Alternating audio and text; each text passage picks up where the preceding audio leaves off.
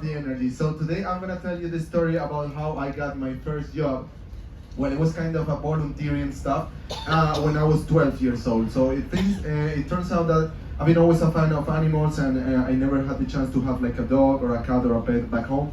So I decided to go to a local farm back in Colombia, in my city, in Bogota, and I was like, yes, I want to learn about animals. I want to, explore and try to experience what it's like to take care of an animal. So right there in the farm, they accepted me, and I started working with different animals. Now shout at me some animals in the farm. Tell me some names. Pig, cows, goldfish. What else? Dogs, donkeys, cats, dogs, cows. Yes. Penguin, right there. Yes. We also have penguins. Yes. In fact, those are Colombian penguins. And our Colombian penguins, well, the thing is that Colombian penguins, they like snow. Like they like to slide down the snow and rain the snow, all of that. So I was taking care of the penguins, and they told me, okay, Junior, you need to teach the penguins, especially the baby penguins, how to walk. So I can't really explain it to you how to teach a baby penguin how to walk, because it's a very extremely difficult process, but I can show it to you. Would you like to see it? Yeah. All right, perfect. I need a volunteer here. I think, Alistair, you look like a healthy penguin here. Oh, is that a compliment? Okay, What are you trying to say? I look like a fat penguin? Is that what you're trying to say? Could be. Okay, so Break the ice. I'm gonna use Alistair here as my penguin today. He's gonna be helping me. So just turn around. There you go, facing me. Now for the penguins, the first step is to keep the balance, because they're babies, so they have this funny walking. So I'm gonna ask you to go from under my arm, left to right. Okay, so you're gonna do something like go under. There you go, left and right. Perfect. So that's the first. Oh, don't bump it. It's a bit silly penguin here. So there you go. That's the first step. Thank you. Okay. Now the second step is we need to build the confidence, the trust between the penguin and the human. Penguin, human, penguin here. So for that, I think I have something familiar here for you, Alistair. Actually, it's not gonna be the first time that we're doing this. So can you blindfold yourself with this, please? Where did you get this? There you go. All right. It's upside down. No, it's perfectly fitting right there. All right. So now again, you're gonna do the same movement, just now without looking. So go now. There you go. Go a bit faster. There you go. Perfect. He's doing great right there. Look at that. He's such a good penguin. All right. Stop. I'm still there. I'm still here. Now the final step. We're gonna add a bit more difficulty. You're gonna do the same, but you're gonna flap your your penguin wings. So just keep doing the same, going under my arm and flap your penguin wings. There you go. And now give me some baby steps forward. There you go. Perfect. Yes. That is our baby penguin. Give it up, everyone, for Alistair. There you go. And the full part. That's the technique. That's how I named as a Colombian the technique that I used to use to teach the penguins how to walk. Thank you. Okay. I know what you're thinking. Tit up is eventually how they'll bury Dolly Parton when she goes, but it's not. Can you explain that to this side over here? Time delay. Tit up, ladies and gentlemen.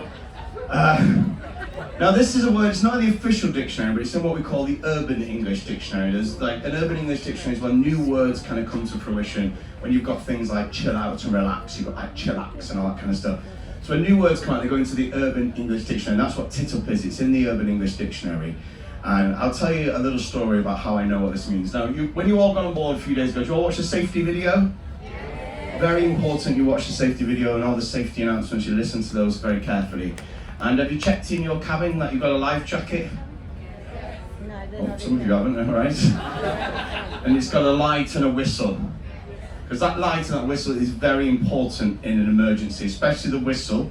Because if you can imagine the scenario now, the ship's sinking, there's search helicopters flying overhead, there's people screaming, there's alarms going on, there's all sorts of noises, and you're bobbing about in the ocean, but you're fine because you've got your whistle.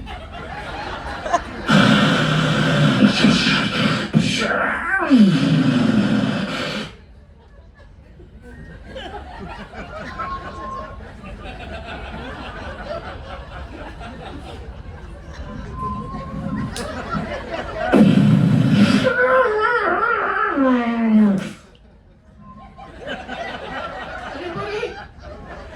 whistle is a dinner bell for the sharks. Do not blow that if you're in an emergency, I'm telling you now. And the light is only there for the sharks who've got sort of hearing aids who can't hear the whistle, okay? And the use them together is in case you float into a nightclub by accident. The only reason it says princess on the life jacket, because it's not something you really want to advertise at the ship's side. Go, oh, we should book a princess cruise. That's what we're about in the ocean. The only reason it says princess on the life jacket is so the sharks know who to eat, because they know you're better fed on here than some of the other cruise lines, that's why. That's true. Tits up, ladies and gentlemen, there's lots of different safety notices and stuff, and you may or may not have seen this, but on the back of your stateroom door there is a sign that says, do not flush while seated, on the back of your bathroom door, sorry, do not flush while seated, because in case you haven't noticed already, it is a vacuum system toilet on board. Have you seen that? When you try and sneakily go to the bathroom at 3 a.m. in the morning and you wake up the entirety of deck 9 It's not accurate. Are you filming this? Just don't put it on the internet, okay? My mum doesn't know working on a cruise ship, thinks I'm in prison. I haven't called for weeks. I tell her I get one phone call a month, bless. It's expensive, $65 a minute. Now, vacuum system toilets, very powerful. If you don't believe me, at midnight tonight, let's all press the button together. Won't even need a sea day. Boom, straight to Kangaroo Island, we're messing around. Julian, he's only small, flushed while seated, ended up in the swimming pool on deck 16. Alistair, flushed while seated, ended up with a majestic princess, had to swim back for 3 days. Tits up, ladies and gentlemen, I'll get to there in a second. Now, in the night time, there's a whole team of amazing crew members that come on, housekeeping and that, and they come on, they clean the whole ship, they work super hard, 24/7. Now there's a night manager, and anything that happens in the night all goes into this night log. And we get up in the morning and senior officers meet, we read everything that's happened in the night log. And a couple of cruises ago, we had a lady who flushed while seated and got stuck. Don't laugh, sir, this is very serious. She flushed while seated, got stuck. So I read the transcript of what had gone on. This lady flushed while seated, got stuck. She called for her husband, John, I flushed while seated and got stuck. She's from America. I'm not very good at accents, John, I flushed while seated and got stuck. So John panics, right? And John goes running across the stateroom. It's a good joke. John goes running across the stateroom. They had a suite. Bursts into the bathroom and she sat there. He said, what's up, what's the matter? What's wrong with little Nessa Scorpions? What's wrong? What's the matter? She said, John, I flushed while seated and got stuck.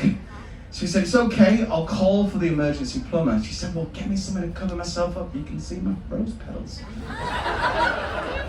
So John says, here, take this baseball cap, right? So she covers herself up with this baseball cap, as you do, girls. And he calls for the emergency plumber, 3 o'clock in the morning. This emergency plumber, little lad from the Philippines, running up 14 decks to get to this lady, comes bursting in, he's out of breath. And he said, Madame, he looks at her, she's sat there wearing his I Love Sydney baseball cap, right, with a kangaroo on it. And this little Filipino comes in, and he says, Madame, he said, I think I can save you. He looks at the hat, he looks at the woman, looks back at that. He goes, I think I can save you. He says, but the man in the hat, he has no chance. That is a true story. Do not flush while seated. Tit up is when you make a mistake that you immediately regret, like flushing while seated, when you make a massive tit up of something. And that is the truth. Thank you very much. Hello everyone, my name is Alistair. I come all the way from Victoria, Canada. Yes, and I've worked for Princess for 68 years now.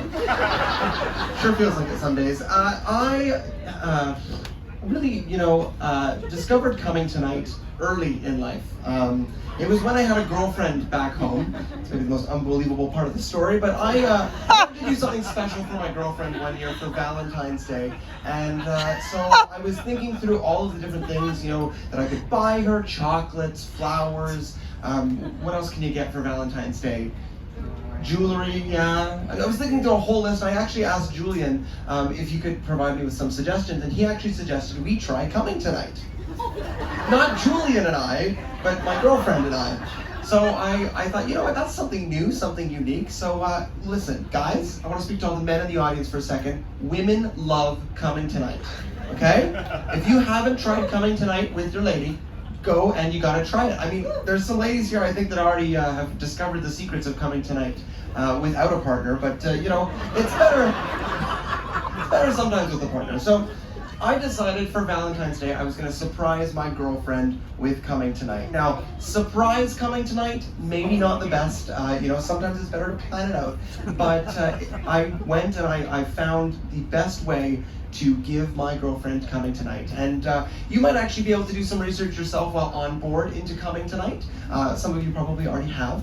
But if you go to Effie, you can ask them about it, because Effie helps people with coming tonight. Bet you didn't know that. It is a type of gemstone. It is a brownish red gemstone that you can get, kind of like tanzanite. We have coming tonight at Effie. Thank you.